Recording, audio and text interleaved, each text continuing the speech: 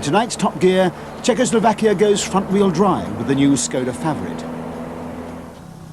New laws for training and testing motorcyclists and the doubts about their effectiveness. And the Italo reaches Paris for the second time in 80 years. Hello and welcome to this week's Top Gear. We're at Brands Hatch for the last event in the Autoglass Tour, an ambitious attempt to revive the old 1970s Tour of Britain. Unfortunately, the world of motorsport seemed to think it wasn't a particularly good idea, so very few competitors turned up. Later in the programme, our rally man Tony Mason reviews the week's competition and tries to find out whether or not this Phoenix will survive to fly another year. But we start tonight with a road test on a new car that's actually taking part in the Autoglass Tour, the new Skoda Favorit, taking up impossible angles with Skoda master John Howden at the wheel. When Chris Godfrey took his place, things weren't quite so hectic. They can tell you the exact date that the first Skoda joke appeared in the national press. Since then, it's all been downhill. The tail that wags the dog used to be a common complaint, but Skoda has achieved tremendous respect on the rally circuits of Europe. Now the sting in the tail, Porsche style, has been moved to the front in the new breed of Skoda, the Favorit. It's Skoda's first front-wheel drive car. Styled by Bertoni, its suspension fine-tuned by Porsche, and its well-proven 1289cc engine further developed by British engineers. The old advertising slogan used to be "Surprising Skoda," and once you get on the move, the Favorit's quite a surprising car too. It doesn't hang about. The engine feels slightly rough, but you've got to confess up these Welsh hills. Once the revs start climbing, the performance is very brisk indeed. Acceleration time is well up to other cars on the road. The gear change, well, that's swift and light. It's a 5-speed box, and there's enough torque low down to pull the car along, even with passengers. These sort of Welsh hairpins are fine for finding out about the handling too. Steering is slightly on the heavy side, and I'd like to see the turning circle a bit tighter. But that said, again, the Favorit does everything that the small 5-door hatchback competition can do for a lot less money. The ride isn't too bad at all. This is quite a bumpy road, and it's absorbing the more obvious potholes and road imperfections. And on these big fat Goodyear tyres, the actual adhesion level is very good indeed. You can throw this little Skoda around to your heart's content, and it's never going to bite you back. From the driver's point of view, the instrument layout is fine. They don't give you a rev counter, but they give you a large clock instead. The pedals are straight in front of the driver, and it's easy to operate them. In the old car, they used to be offset to one side, and after a couple of hours, I used to get a terrible pain in my hips. The switch gear is a little bit far away from the rim of the steering wheel to be completely finger touch operation. One thing I really don't like are these wing mirrors. The remote operation is very sticky and they jerk all over the place, and the actual glass is curved and gives a distorted image.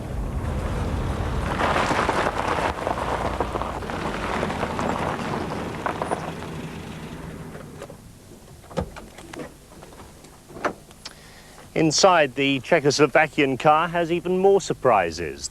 There's plenty of interior space, enough room for a 6-footer behind the 6-foot driver with the seat right back.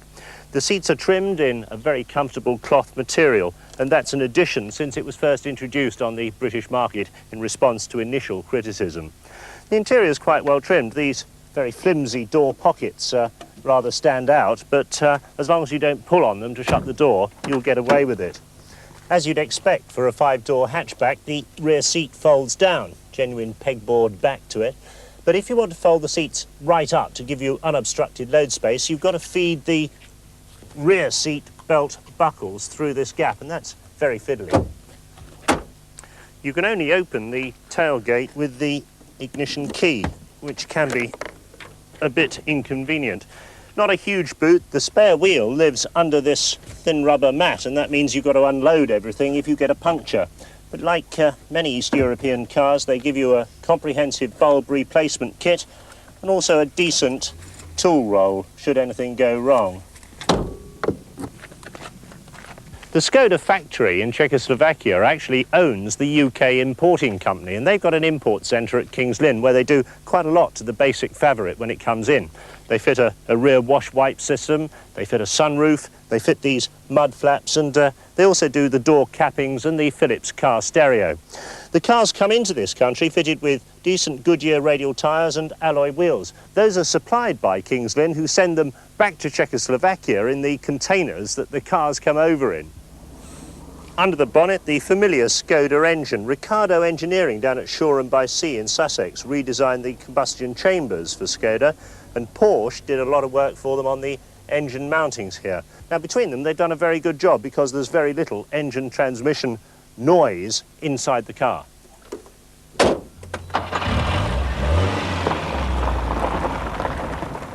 Summing the car up, it's a very nice package indeed. You can judge it against its rivals and take out the money side of things. You can judge it on equal terms, and it stands up very well. It's when you add in that amazing sale price of just over £5,000, the car becomes a very attractive alternative to something like a second-hand Fiesta or a second-hand Nova. And judged from that point of view, it makes very good sense indeed. The Favorit has already been out on the rally circuits of Europe, and it's notched up yet more class wins to add to Skoda's already impressive record. One thing this car should do is put an end to the Skoda joke, and that may not be such a bad thing because Skoda dealers have already reported their children being mercilessly teased and bullied at school. If they can crack the depreciation problems of the old model, then this car, on both terms of price and performance, represents a very competitive deal. Well, if you're encouraged by all that to go out and buy a Favorit, please don't try to emulate John Howgler's antics, particularly on the public roads. Now, all the figures suggest we have some of the safest roads in Europe. But obviously, there's still a great deal of room for improvement, particularly when it comes to training novices. Indeed, this is one of the ideas being sponsored here at Brands Hatch. Their early drive scheme takes youngsters under 17 and teaches them how to handle a car before they venture out onto the public road. And now the government wants to make this sort of scheme compulsory, not for car drivers, however, but for motorcyclists. And Tom Boz has been looking at this and other government schemes to make for safer motorcycling. Motorcyclist casualty rates are the highest for any type of vehicle. The government claims that compared to car drivers, riders are 8 times more likely to be involved in an accident and 40 times more likely to be killed or seriously injured. In an attempt to cut the accident rate, the government is looking at radical changes in motorcycle training. Next year, training like this will become compulsory and will be known as basic training. Before a rider will be allowed on a public road, he will have to achieve a level of competence at an approved training centre, and only then, when his licence has been validated, will he be allowed to ride his machine on the roads without supervision. These rules will also apply to the car driver who wants to drive a moped. At present, he doesn't have to take a test. But what does affect the learner motorcyclist now is the introduction of a new test. From this week on, the examiner, instead of conducting the test on foot, will accompany the candidate on another motorcycle. This, says the ministry, will give the examiner a clearer picture of the candidate's riding skills. Jim, take the next road. A radio receiver attached to the candidate enables the examiner to stay in touch and pass directions when out on the road. This new test has the backing of those involved in motorcycle training and that of the Road Safety Officers Association. It's an excellent idea. It should have been brought in years ago, and it's going to be far better than the old one, where the rider just wobbled round the houses. There is universal agreement that the new test is a good idea, but next year's training proposals are considered to contain a major flaw. Unfortunately, the government do not intend to set up a register of riding instructors. They've had to do it for car driving instructors because they wouldn't police themselves, and they really have got to do it for the motorcycle world as well. Car driving school instructors are rigorously tested before becoming an approved driving instructor. They have to sit a written exam, a driver ability exam, and an instruction ability exam, all 3 of which have to be passed before being allowed to teach pupils.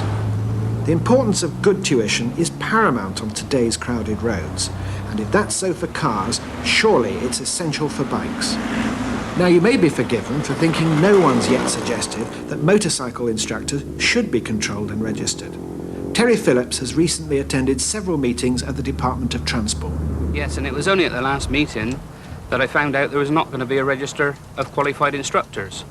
I find that quite frightening, really, because it means that the people who are out there training new motorcyclists to ride motorcycles have no qualification whatsoever. And, of course, we end up with the blind leading the blind. The only way that we are going to go forward in the training world is to see proper qualified instructors doing the job. And pull away. The Ministry of Transport says, although we do not propose a register of motorcycle instructors on all fours with that for car drivers, we do intend that there should be regulation of those entitled to provide compulsory basic training for motorcyclists. Only bodies approved by the department will be able to offer compulsory training. Now change back down for the gearbox, slow the bike down. Under proper supervision, training can be a lifesaver. Pupils here are taught how to accelerate, change gear and brake before even being allowed to ride on the ground. Handling ability, the highway code and advice on clothing are all taught and assessed before pupils are allowed to ride on the public roads. Only when they are seen to be safe and confident will they be allowed on the highway, and even then only under supervision. These are the minimum standards needed for the mandatory training of motorcyclists. If we are going to have compulsory training, then it's absolutely essential that we have a register of instructors. The instructors have got to be trained, they've got to be qualified, and they've got to be responsible for the standards of instruction. We can't afford a situation where youngsters could be going out and getting killed. But whatever the caveats, it must be a good idea to separate the job of learning how to control a vehicle from that of negotiating it along our crowded public roads. And if the logic holds true for motorcycles, it must be true for cars as well. So our very best wishes to early drive and schemes like it. Now to the final chapter in a story that seems to have captured the imagination of many of our viewers. In the spring we took a look at the Italer that won the Peking to Paris rally in 1907 before it set off to recreate that famous pioneering journey. The car set out from Peking on the 24th of March, 2 months before the terrible events of Tiananmen Square transformed the relaxed and happy atmosphere of the capital. Fiat, the event's organisers, had decided to send the Italer and its attendant convoy of support vehicles on a different route from the original. Prince Borghese had taken the Italer basically on a direct line across the Gobi Desert in Siberia. But this time the car took a more southerly route, through Pakistan, Iran and Turkey, before heading north to Moscow.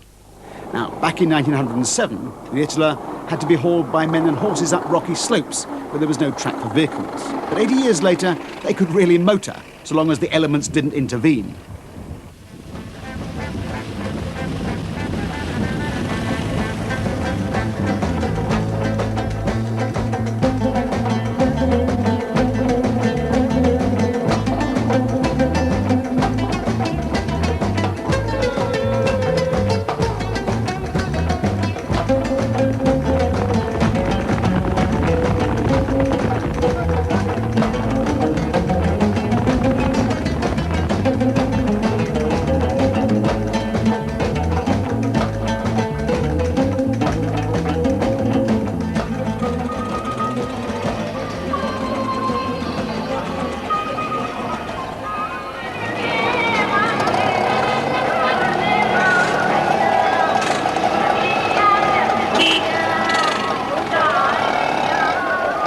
No matter what difficulties the climate and the terrain presented, this immensely strong car took them all in its stride. Just like Ettore Guisardi in 1907, the Fiat mechanic spent 3 to 4 hours a day looking after the Italer, greasing all the moving parts and resetting the ignition. In fact, the rotor arms needed replacing about every 2,500 miles, and 4 new oil pump bolts were fitted. But beyond that, the engine gave absolutely no trouble. The rough ride snapped a couple of leaves in the front springs, but amazingly the whole journey was completed on a single set of tyres. Now, considering the quality of the road surfaces, at least when the tarmac ran out, that's a remarkable testimony to the strength of the design, faithfully copied by Pirelli from the one used in 1907. But of course, there were times when the Italer was brought to a halt.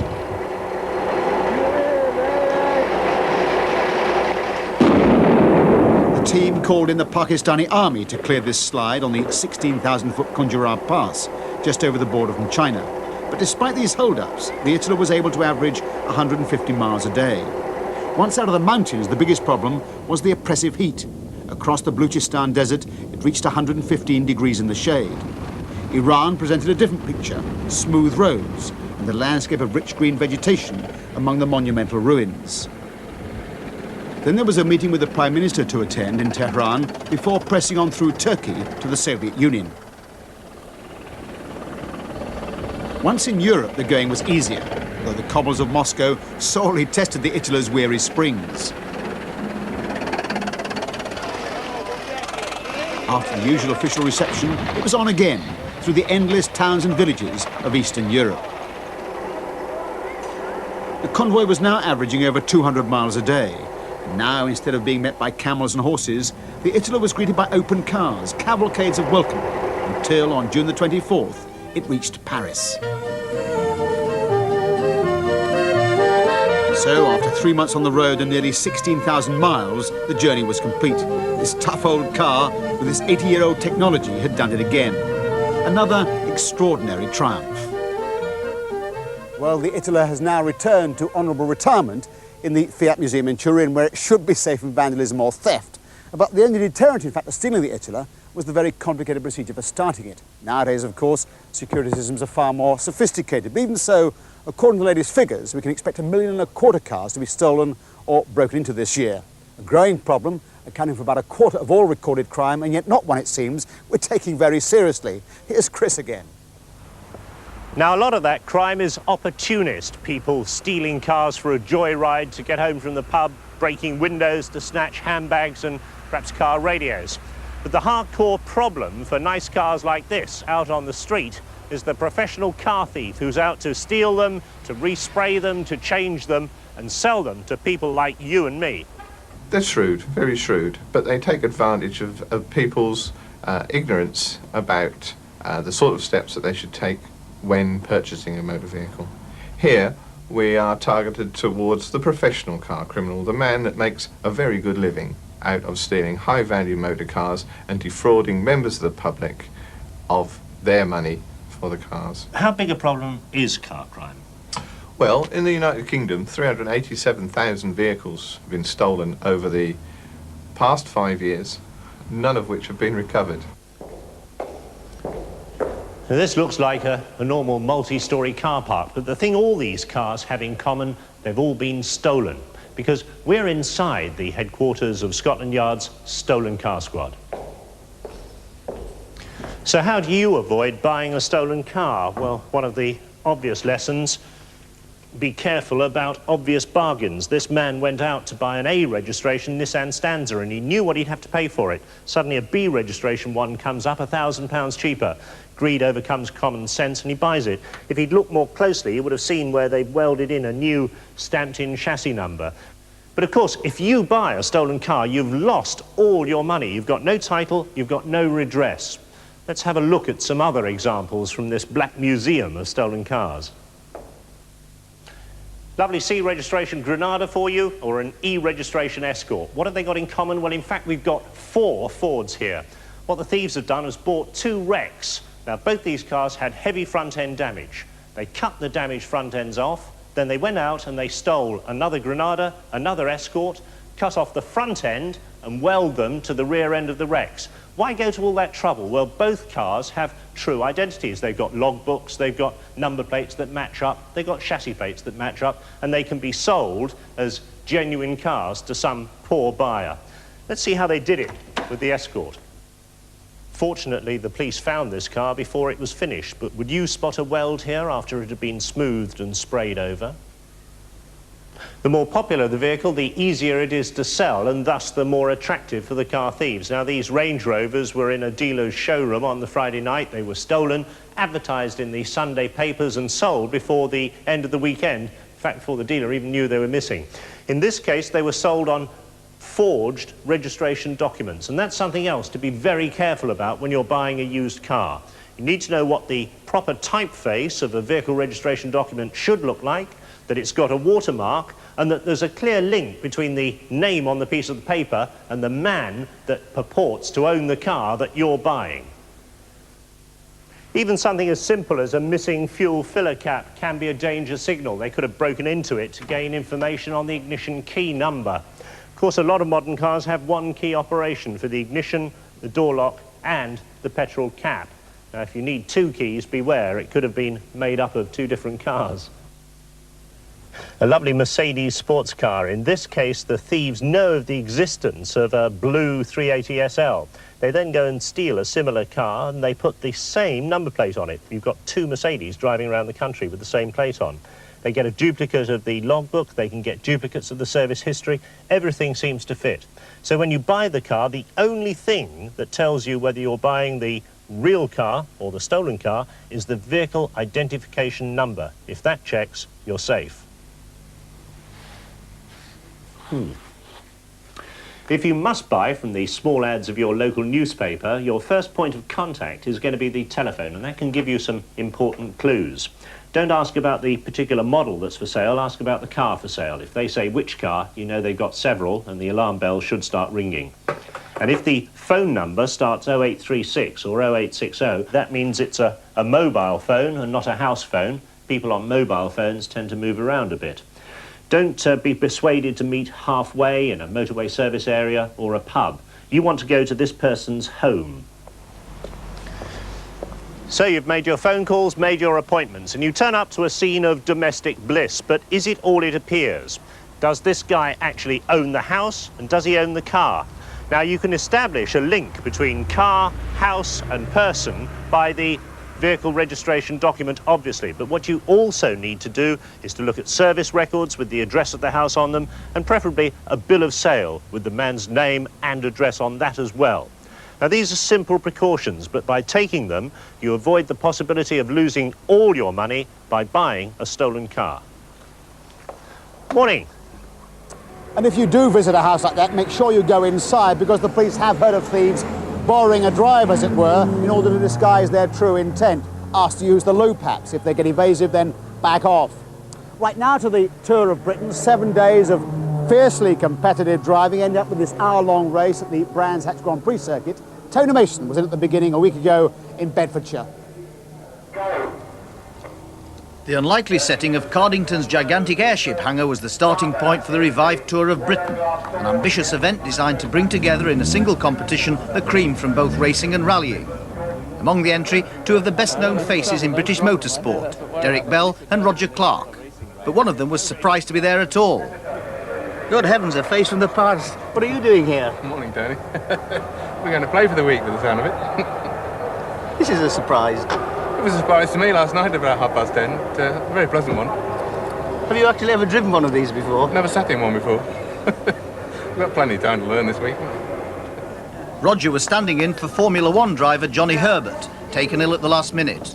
It meant 5 times Le Mans winner Derek Bell was somewhat isolated. You're the best-known circuit driver on the event. How are you going to get on against the rallymen? Well, on the circuit, it's probably half reasonably. They've got a bit more power, but the car handles very well. And then on the rally stages, well, they're going to have the advantage. But, you know, I've learnt quite a lot, I suppose, in the last 2 years, although they're out every 2 weeks and I'm out once a year.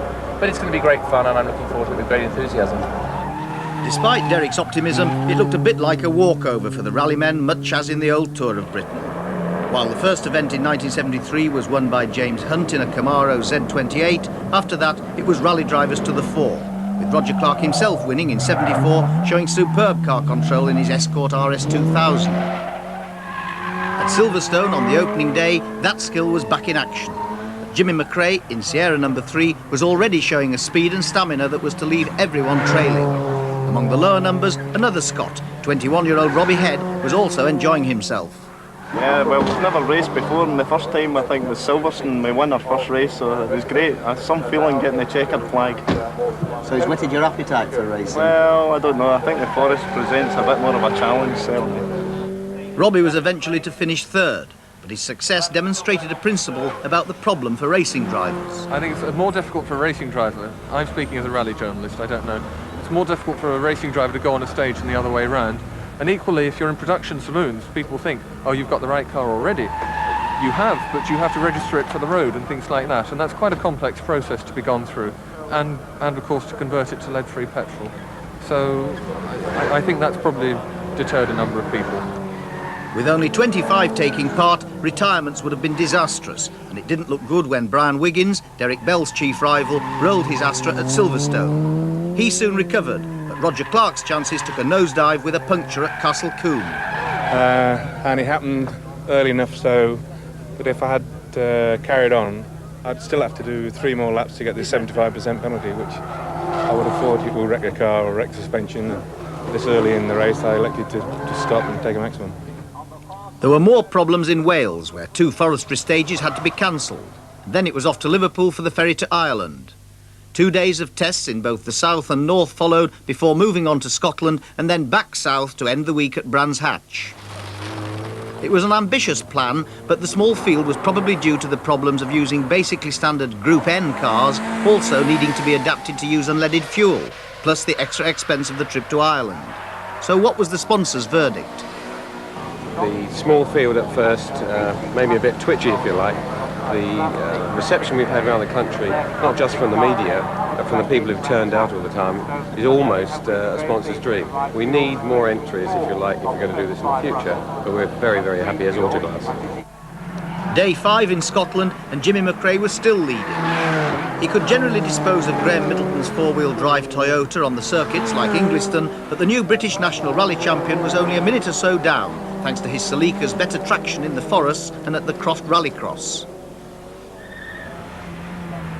Day 6, and it was my turn to join Derek Bell in the Astra, but the complicated Fort Dunlop auto test was one to forget. Getting the route wrong meant a maximum penalty, but we were in good company. Some addled brains meant only 7 drivers got it right and thus avoided any penalties.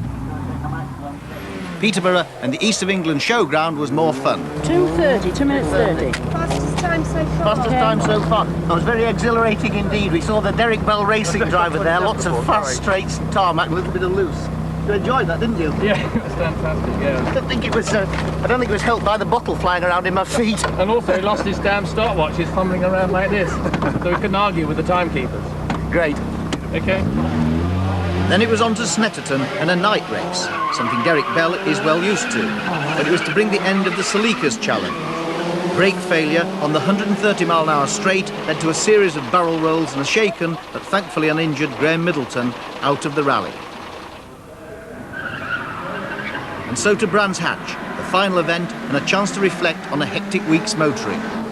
It's been absolutely superb, Tony. It has been the business. I've had more dramas and offs and ons, but it's been fantastic. The camaraderie, everything. I mean, I didn't like this guy before the event, and now I'm thinking of adopting him. I still don't like him. He's said it all there, you know. It's been fantastic. And to find we're now, I think, 10 seconds in front of Roger Clark with 50-odd miles to go is terrific. Roger Clark's chances of grabbing second place evaporated when his turbo failed, but he was still cheerful. How did it compare with the earlier tours that you did? Very similar in character and flavour.